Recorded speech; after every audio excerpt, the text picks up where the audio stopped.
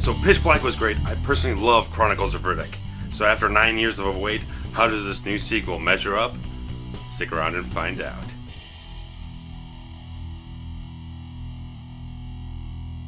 Betrayed by the Necromongers and left for dead on a desolate planet, Riddick fights for survival against alien predators, but soon, bounty hunters from throughout the galaxy descend upon Riddick, only to find themselves pawns in his greater scheme for revenge.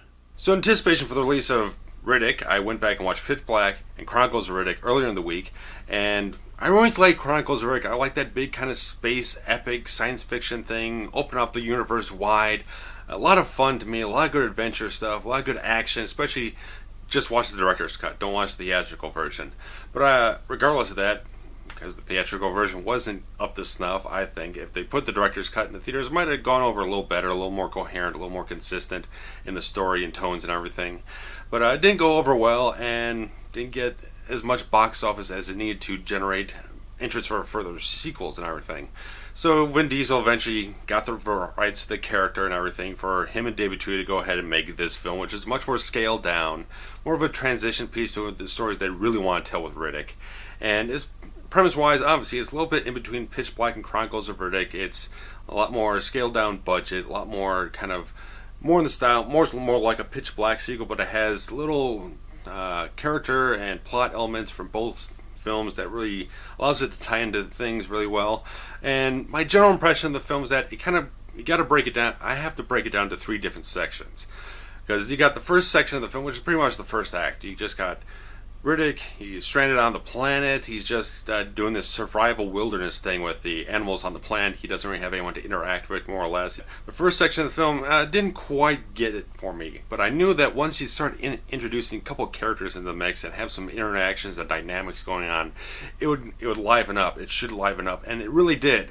When you get into the second part of the film where Riddick, he gets to this sort of bounty hunter merc station and hits off a emergency beacon which tells people Riddick is on this planet, come get him, so he can get away off the planet. So he obviously has to go through a certain thing of eliminating the competition. But once you get those characters in there, you got 2 sets of mercenaries. This sort of ragtag, testosterone, jacked up team led by Santana, who's very sleazy, machismo type of guy, charismatic. He's very enjoyable. He's the most entertaining character of the film to me, and he's got this nice team that also features former wrestler Dave Bautista, who wisely they don't give him more than he can really do. That I don't think he's probably all that great of an actor, but they give him something that fits what he can do on screen. Give him a couple lines of dialogue which carries a little bit of humor here and there and a little bit of weight, and just being this big jacked up muscular bound presence which fits him perfectly. And then there's the other team which is a little more clean cut, a little more militaristic, and one of them, who is not the leader of it, but Katee Sackhoff in this film, I've never seen anything from her before, but once I saw her in this thing, I was fucking impressed like living hell. She is, because you can have the stereotypical tough chick routine that you see in a lot of things. She is like as bad to the bone as possible. She is genuine in all these things. She looks like the most badass thing I've seen in a long time from any female action character. It blows away a lot of other ones out there. She could really, I think, if given the chance, she could really helm a really solid action picture. But the leader of the whole thing, he has ties back to a character in Pitch Black, that he has this certain kind of history, and he's pretty much after Riddick to find out what happened on that planet, to find out the real reason why this person died and all this kind of stuff. And when surrounded by all these much more colorful characters, the Santana guy who's a little charismatic and he's sleazy and all that stuff, and you got the big muscle bound guys who are very vibrant and everything, and the real tough dull character from Katee Sackhoff. Character is a lot more low key, doesn't have a lot to really kind of grip you in terms of an entertaining character, but he serves the intended story purpose of the character. The actor does a very good job, but he doesn't really have anything beyond that little kind of hint back to Pitch Black, to reference that, to tie that back into things, which is really nice that they do take things like they got the Necromongers in there, where there's like a 30-second Karl Urban cameo, which is unfortunate, but is worth having there anyway. Karl Urban makes everything better, in my opinion.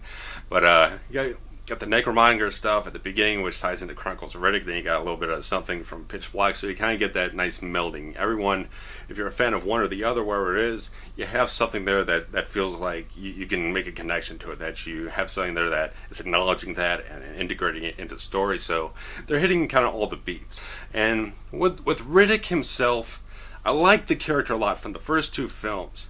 But there's, because of the way the story is, where he's a lot more in control of things, where he's just being more of a hunter and everything, there's not a lot of need for that air of mystique that he had in the previous two films, where you don't, a little bit of ambiguity of whether what kind of hero he's going to become or what kind of choices he's going to make at certain times. It's a lot more straightforward that his goal is just get off this planet alive outside of being in captivity. And I was just watching the film and just felt like there was something missing from the character, just something that was present before that I watched a few days ago and wasn't here now. And I think it's partially that there's not that air of mystique in there.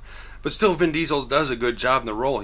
I like that the film kind of starts out with Riddick. He's vulnerable, he's wounded, he's got a broken leg, he's got open wounds, and you see little flashbacks about how he got there with the Necromonger, so he's very much in a disadvantaged situation at the beginning, and he knows that he's kind of lost his edge, so he goes through a certain sort of something to kind of regain that animal side from the first and second films.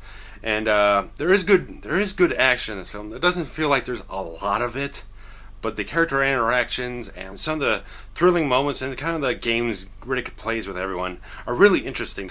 That's really good. I really like that Riddick plays all these kind of little games, these little misdirections here and there, and it kind of feels like maybe like a sci-fi version of First Blood, where you got this guy out in the wilderness and luring people into traps and doing a lot of interesting stuff. And there is a lot of badass, awesome stuff in here. That there's a lot of great action, especially when you get to the climax, where they're fighting off all these aliens in the dark, all these creatures, and it gets really interesting, really exciting, and it just feels like it runs very good. It's a 2-hour film, but it feels like it runs a very good clip. It's very well paced. But the last part of the film really does get to a really good crescendo, I'll tell you that. It gets to a really good crescendo, or it gets to a point where I don't know how Riddick is going to get out of this situation, and then the way he gets out of the situation feels like a terribly weak cop-out of an ending, and it just left me feeling, god damn. You get to the great point where, yeah, it feels like you're pretty much writing yourself into a corner. You don't have no idea how the hell Rick can just get out of this situation that he's in. And he feels like he's in the utmost screwed position, and then they cop it out in a way that doesn't feel right with the other characters involved with the scene. The motivation for it doesn't seem, it's not clearly defined, doesn't make any sense. It doesn't feel very consistent. It doesn't have good payoff at all. I felt it was an extremely weak ending. But there is good CGI in the film. There's a lot of gore in this film. This is hard R, sort of a big sci-fi B movie that doesn't quite, it's not as good as Pitch Black, not as good as Chronicles of Riddick, but it's a big fun action adventure thing that if you don't have too much of an investment of like that Necromonger story and just trying to see where things would go bigger and better and all that kind of stuff, you'll probably enjoy it. I felt let down by it because of that ending. Up until that ending, I was enjoying the film thoroughly. The ending was just weak, and there's not even like a post-credits or mid-credits thing to give you a little extra something, just kind of resolve it, give a little bit more of a tease, a little more build-up, because I felt like the ending of the film should have been, if they'd taken 9 years to be able to get this film off the ground, to do what Twohy and Diesel said, they want to do 2 more films, but they got to be bigger films, they got to be bigger epics to explore this whole Necromonger underverse type of story and get closure for Riddick and all that kind of stuff, that I feel like the ending should have a much more impactful, much more emphatic statement about the character, about the franchise, just like, yes, this is a big, bombastic, awesome, badass ending, and it just feels weak. It just doesn't deliver for me. It just doesn't feel like it pays off anything. It just feels like you should have had the film end, and Riddick feels like the biggest badass in the fucking universe right now, instead of being rescued by someone else in like the most perilous situation in the whole film. So Riddick overall, it's tough to say. I would say, unfortunately, I do really want to see this franchise get off the ground, but I feel it needs something a little better. And I feel like if you don't have that much investment in like the Necromonger story and stuff like that, like I do, because I do like Chronicles of Riddick a hell of a lot, you'll probably enjoy the film perfectly fine. But if you do have that sort of connection, you want to see things get more stronger, kind of build up to a much bigger franchise, it might leave you a little let down, and I would suggest it more as a rental. But that's why I think of not Chronicles, or Riddick of 2013. And I did write reviews for Pitch Black and Chronicles of Riddick. If you've never seen either film or it's been a long time, you can check out those written reviews below. And don't know what the next review will be, but try to get that Friday the 13th retrospective done sometime next week, but we will see. And Riddick, I keep wanting to see Chronicles of Riddick. Riddick, very fun, action-packed, testosterone-driven film that has a lot of different elements that should please fans. If you really like Pitch Black, you'd really like this film, I think. Not quite as good, doesn't have quite as much of that artistic, stylized quality to it, but I think you'd really, really like it. A lot of jacked up testosterone, badass stuff going on. The ending is the only thing that lets me down. And that's all I got for you, and take care.